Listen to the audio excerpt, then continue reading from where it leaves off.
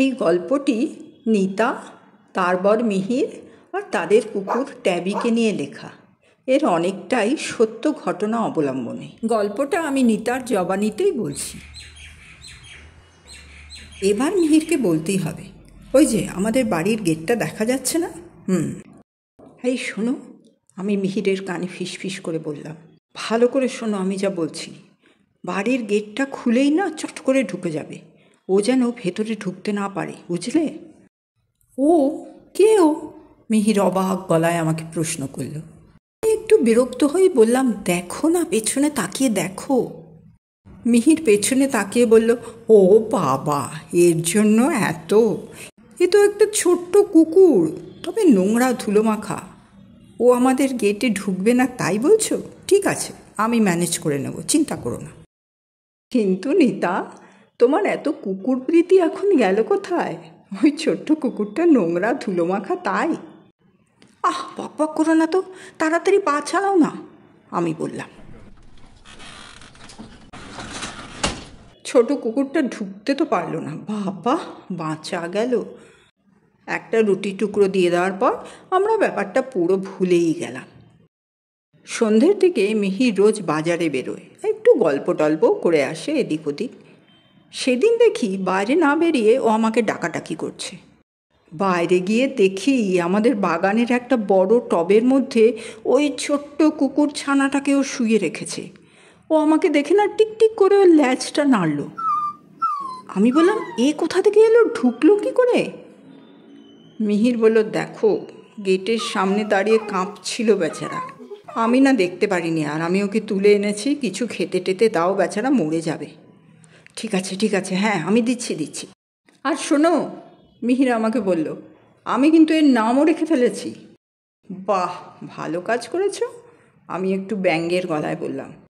না দেখো, আমি ওকে এনে টবের মধ্যে রাখলাম তো, তাই আমি ওর নাম রেখেছি ট্যাবি। বেশ, বলে আমি খাবার আনতে ভেতরে চলে গেলাম। এরপর 4 বছর কেটে গেছে। ট্যাবি এখন ঝকঝকে প্রাণবন্ত একটি কুকুর। তার লোমশ দুটি কান, তারার মতো চকচকে দুটি কালো চোখ, যে দেখে সেই ভীষণ পছন্দ করে। আর সবার কাছে ট্যাবি অতি বাধ্যের, আর আমার কাছে সে একটি দুষ্টুমির ঝুড়ি। আমি বসে তরকারি কাটছি, লাফ মেরে উঠে আমার খোঁপা টেনে খুলে দিল, আর শাড়ির আঁচল ধরে তো যখন তখন টানাটানি চলছে। মাসে আমাকে 10 জোড়া চপ্পল কিনতে হয়।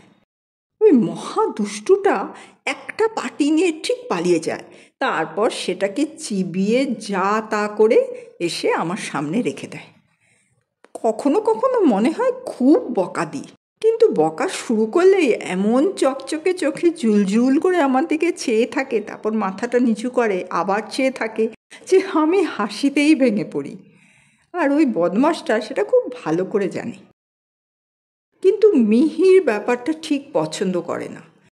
বলে সারা দিন ঘরে চিৎকার চেঁচামেচি, সকাল থেকে উঠে ট্যাবি, রাতে শোয়ার আগে পর্যন্ত সেই ট্যাবি।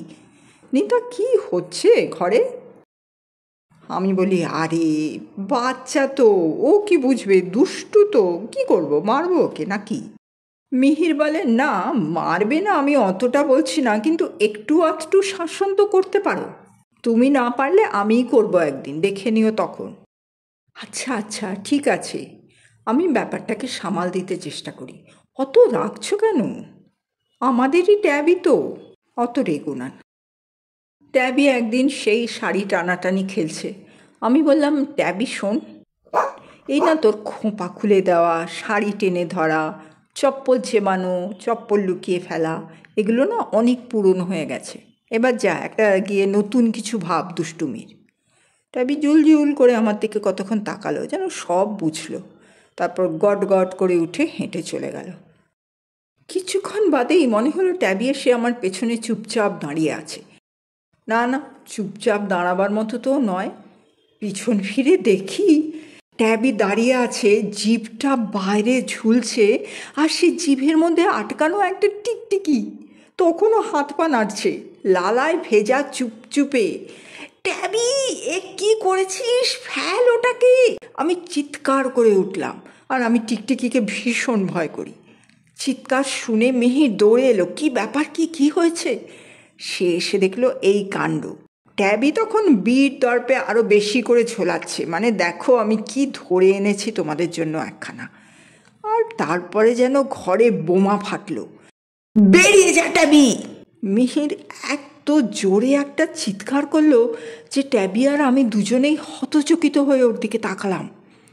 আরেকটা চিৎকার, ট্যাবি এক্ষুনি বেরিয়ে যা! ট্যাবি জিপ থেকে টিকটিকি ফেলে দিয়ে দৌড়ে পালালো। আমি ঠিক বজ্রাহতের মতো দাঁড়িয়ে রইলাম। মিহির এইভাবে ট্যাবির ওপর চিৎকার করলো। দেখি ট্যাবি কোথায় গেল। ছুটতে গিয়ে দেখি পাশের ঘরে ওর যে ছোট্ট বিছানাটা, ওখানে কুণ্ডলি হয়ে শক্ত হয়ে শুয়ে আছে। আমি গিয়ে ওকে কত কোলে নিতে চেষ্টা করলাম, কত হাত বোলালাম, ট্যাবি মাথা পর্যন্ত তুলল না।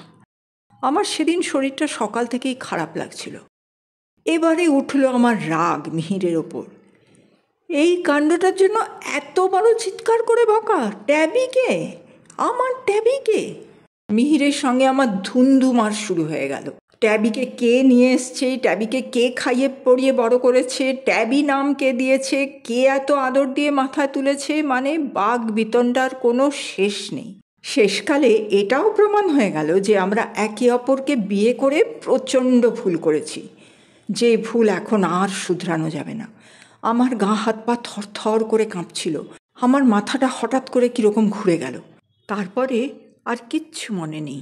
এরপরে যা ঘটেছিল সেটা পরে আমি মিহিরের কথা থেকে জানতে পারি।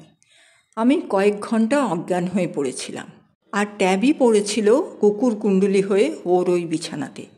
মিহির দৌড়াদৌড়ি করে ডাক্তারবাবুকে নিয়ে এলো। ডাক্তারবাবু এসে হেসে মিহিরকে নাকি বললেন, বাহ, এবারে তো আপনার বড় দায়িত্ব আসছে মশাই। আরে বাবা হতে চলেছেন তো, স্ত্রীর দিকে একটু খেয়াল টেয়াল রাখুন। সারাদিন খায়নি, মাথা ঘুরে পড়ে গেছে। কি করছেন কি আপনি? হ্যাঁ? মিহির নাকি আনন্দে চিৎকার করে উঠে ডাক্তারবাবুকেই জড়িয়ে ধরেছিল। আমি তো তখন অজ্ঞান। তারপরে ওষুধপত্র এলো। ডাক্তারবাবু বললেন কোনো চিন্তার ব্যাপার নেই। মিহির যেন তখনও বিশ্বাস করতে পারছে না। বলল, ডাক্তারবাবু 5 বছর বাদে এ কি ম্যাজিক হয়ে গেল? ডাক্তারবাবু বললেন, হয় হয় হয়, মনের ওপর সবটাই নির্ভর করে, হয় এরকম। আসি তাহলে আমি আজকে, খবর দেবেন পরে। মিহির বলল, আমি ছুটে গিয়ে ট্যাবিকে খবরটা দিয়েছিলাম জানো তো।